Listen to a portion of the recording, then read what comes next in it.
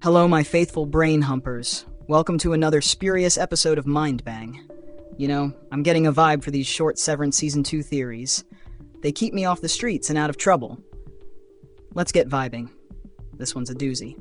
Mark unalived his wife and unborn child in a drunk driving accident.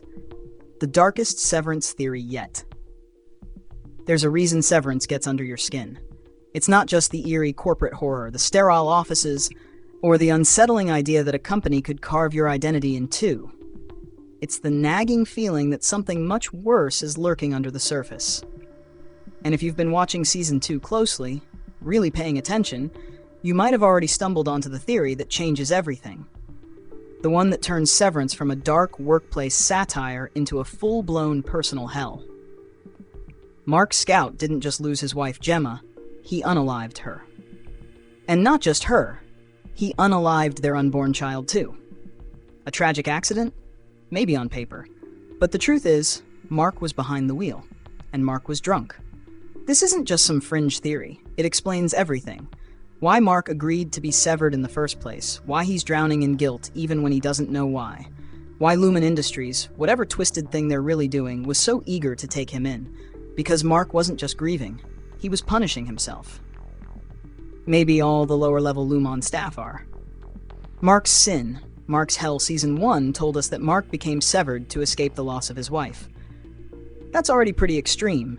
Most people go to therapy or start a questionable kombucha habit or move to a new city and grow a weird mustache. But Mark? He let a megacorporation split his mind in half, permanently trapping part of himself in a fluorescent purgatory. That's not grief. That's guilt. And here's the thing. Mark's real-world self, his Audi, isn't just sad. He's a wreck. He's still drinking. He's sloppy.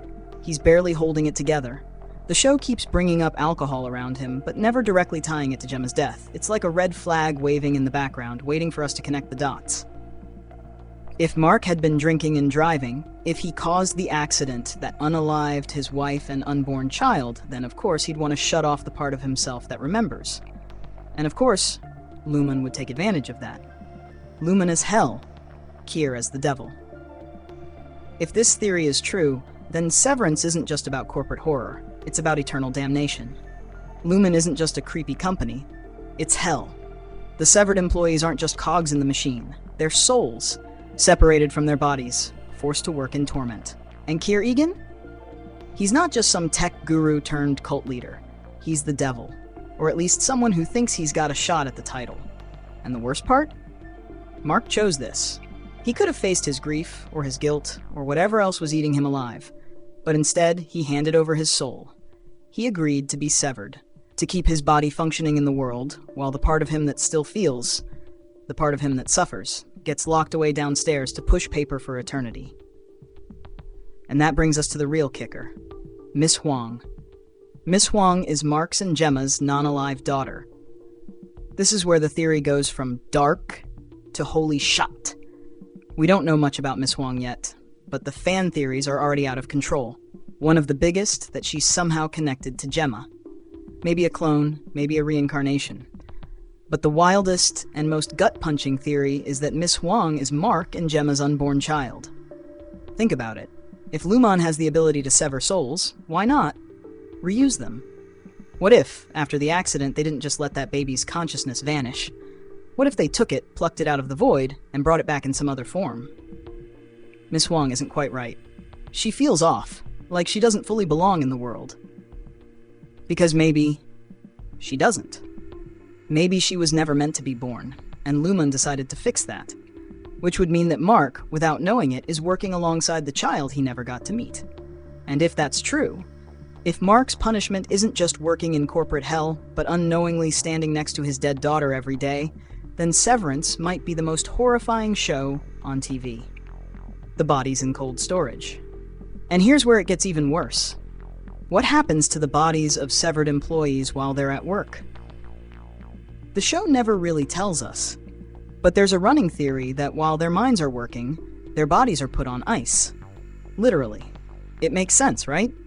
If your body is just a vessel, why waste resources keeping it active? What if every morning, when Mark clocks in, his real-world body is placed in some kind of cold storage, waiting for the workday to be over. And what if that's been happening to people for decades? There's a reason the Perpetuity Wing, the eerie Lumon museum filled with Keir Egan's likenesses, feels so unsettling. What if those aren't statues? What if they're frozen bodies, preserved so that when the technology is ready, Lumon can bring them back? Which brings us back to Keir. Keir Egan wants a new body, and Mark might be it. If Keir is the devil of this story, what does he really want? Not just control, not just power. He wants to live again. If Lumon can transfer souls, then the endgame is obvious. Keir Egan is looking for the perfect new host. And who better than Mark? A man so broken, so guilt-ridden, that he's already given up his soul. A man who blames himself for the deaths of his wife and child. A man who spent years in hell without even realizing it. Mark isn't just another severed worker. He's the perfect vessel. The final twist. So where does this all lead? If Mark is in hell, if his soul is trapped in a corporate nightmare, if he's unknowingly working alongside the daughter he unalived, then the real horror of Severance isn't just about workplace control, it's about damnation. And the final, cruelest twist. The moment Mark realizes the truth, who he is, what he did, what Lumon has really been doing, he won't be able to change it. Because he already made his choice. He sold his soul the moment he walked through those doors. And there's no going back. Also, PE, the state the gang lives in, shown on license plates and street addresses, may be the actual purgatory. So there's that as well. That's all I got for now. Mindbang, the only channel that protects you from getting hit with dream pickles from attractive ladies while sleeping at night. Yep, I said it. Oh yeah, if you want a timeline where this kind of crap is spread around very liberally, 3-inch punch the subscribe button and kick the like thing like it stole your bike. Also share with friends and enemies too. You gotta keep them close. You feel me? See you next time, you magnificent bastards, you.